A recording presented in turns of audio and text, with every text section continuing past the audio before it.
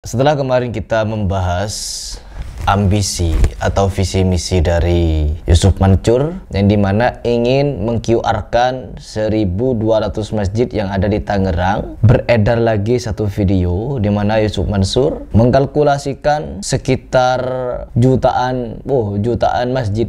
Aduh ya Allah, ratusan ribu masjid di seluruh Indonesia katanya, dan bisa mendapatkan beberapa income apabila dikelola Yusuf Mansur mungkin. Dan saya sebenarnya sudah tidak heran lagi dengan pernyataan seperti ini, karena memang ya sudah pergaulan.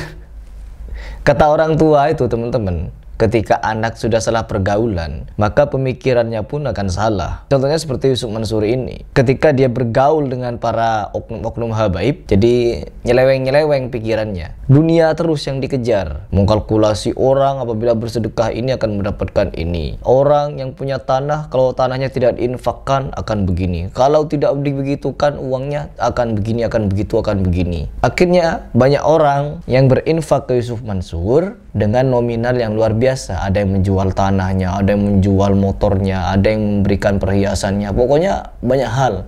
Sampai-sampai disemprot sama Agim itu. Ustadz Yusuf Mansur, hati-hati ya. Kalau dengar ceramah beliau bisa habis tuh harta kita. Wah benar Pak. Punya apa? Ya Alhamdulillah. Ayo, punya rumah yang paling bagus enggak? Di kota ada, sedekahkan. Ya Ustaz, pokoknya apa harta yang sukai sedekahkan. Wow, punya mobil, lepas tuh, los. Tanah punya, wah yang puluhan tahun nabung ada. Telur, les. Tabungan juga Ustaz, iya. Itu 2 hari habis tuh hartanya. Ya itu kata Agim. Sekarang coba kita simak satu video lagi yang ini semakin menggambarkan bahwa Yusuf Mansur memang mengincar ratusan ribu masjid yang ada di Indonesia untuk di QR-kan. Dugaan saya begitu. Coba ke video. Di Indonesia ada 1 juta masjid. 600 sampai 700 ribu atau 800 ribu dipakai sholat Jumat.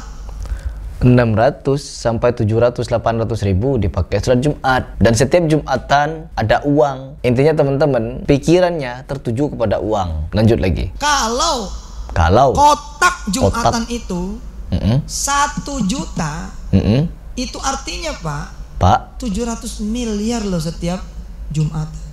Ini kalau 600 atau 700 atau 900 ribu atau 1 juta masjid di Indonesia dikelola sama Yusuf Mansur, dan setiap masjid mendapatkan 1 juta infak. Kalkulasi itu pendapatan Jumatan teman-teman. Pendapatan Jumatan di mata Yusuf Mansur dari setiap masjid itu bisa menguntungkan itu sekitar berapa? 700 miliar setiap hari Jumatnya. Super sale. Dan 1 tahun ada 4 Jumat yang super sale. Kata Yusuf Mansur. Ajib memang pemikirannya teman-teman. Membisniskan infak. Ini jatuhnya membisniskan infak. Wow, potensi sekali ya di Indonesia ini. Coba kita lanjut. Apa artinya 700 miliar? Apa artinya 700 miliar? Waduh Pak, kita bisa beli jejaringnya Hotel Horizon. Oh jadi 700 miliar kita bisa beli jejaringnya hotel. Jadi uang itu mau dibelanjakan misalkan di pemikiran nih. Kan orang itu sesuai pemikirannya. Orang yang hobi komputer, orang yang hobi teknologi, ketika mereka ini memiliki uang, pasti yang ada di pemikirannya ketika ada uang, ada gambaran uang, pasti dia akan berpikir untuk beli teknologi terbaru, komputer terbaru, PC terbaru, komponen-komponen PC terbaru, monitor terbaru, terus HP terbaru teman-teman, yang paling mutakhir. Pasti begitu. Ketika orang pemikirannya ingin memiliki investasi besar, ketika ada uang, dia akan ingin melebarkan investasinya, bisnisnya, perluasan lahan, ya dan lain sebagainya. Begitu kan? Iya, begitu teman-teman. Tapi kalau Yusuf Mansur apa? Ketika mendapatkan gambaran uang setiap harinya 700 miliar, apa yang ada di kepalanya? Langsung terucap dari mulutnya teman-teman. Bisa membeli jejaring hotel. Hai, lanjut dulu. Bukan 1 hotel tuh. Jejaring. Pesawat 737-300 itu bisa menerbangkan dari Jakarta ke Malang, Jakarta yang Malang. second dengan new engine dan sudah di-refurbish, udah di-renew eksterior dan interior. Jadi pemikirannya teman-teman untuk membeli alat-alat, beli barang-barang. Ini kan gambaran gambaran dari isi kepala Yusuf Mansur. Siapa yang mau disalahkan? Jemaah. Saya yang mau disalahkan. Harry Pros menjelekkan Yusuf Mansur. Emang jelek isi pikirannya seperti ini? Kenapa kalau tidak seperti itu Indonesia bisa mengumpulkan 700 miliar per Jumat seluruh Indonesia per masjidnya dari seluruh masjid yang ada di Indonesia? Kenapa tidak dipikirkan untuk didonasikan ke Palestina? Kenapa?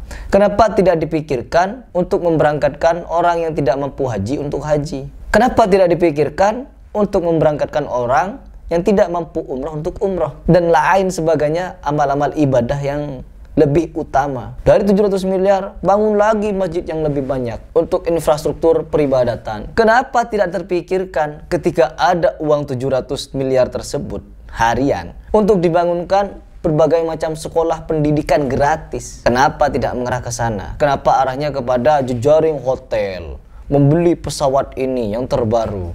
Kemana? Kok gak mikir ke sana? Kalau saya pribadi punya uang teman-teman, miliaran seperti itu, yang saya akan pikirkan adalah nasib anak-anak bangsa yang masih terpuruk, tidak mendapatkan pendidikan yang layak, tidak mendapatkan asupan pangan yang layak, tempat tinggal yang layak. Masih banyak orang-orang susah yang butuh bantuan kita. Seandainya saya pribadi bisa mendapatkan uang, ya gak perlu 700 M seperti Yusuf Mansur, 1 M saja per Jumat bisa untuk membantu anak kecil, membantu orang susah, membantu orang kelaparan, membuka lapangan pekerjaan. Enggak kalau Yusuf Mansur mau beli teknologi, mau ini, mau itu.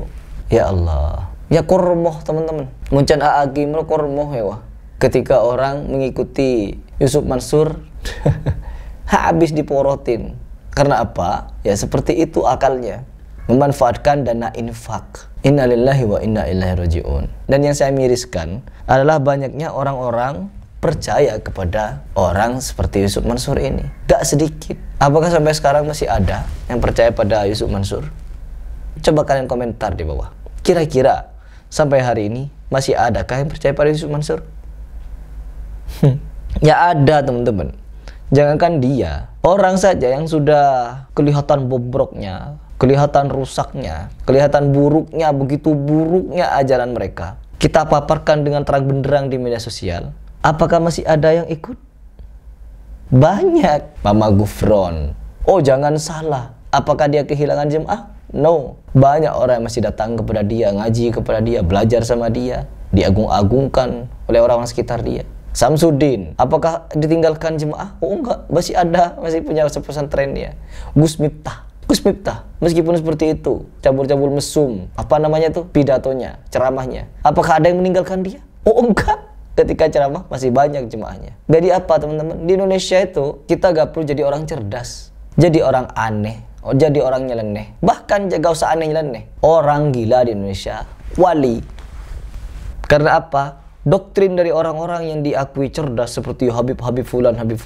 Kenapa sih Pak kalau kita berdoa itu nyebut ya Umar Muhdar? Karena doktrin teman-teman. Bangsa kita sudah banyak didoktrin oleh mereka dengan ajaran-ajaran konyol bin aneh nyeleneh. Akhirnya apa? Orang-orang yang masih awam, orang-orang yang masih polos, mudah untuk dibodoh-bodohi dengan cara sedemikian itu. Tugas berat memang. Tapi kita harus tetap menyampaikan sampai kapanpun kebenaran ini.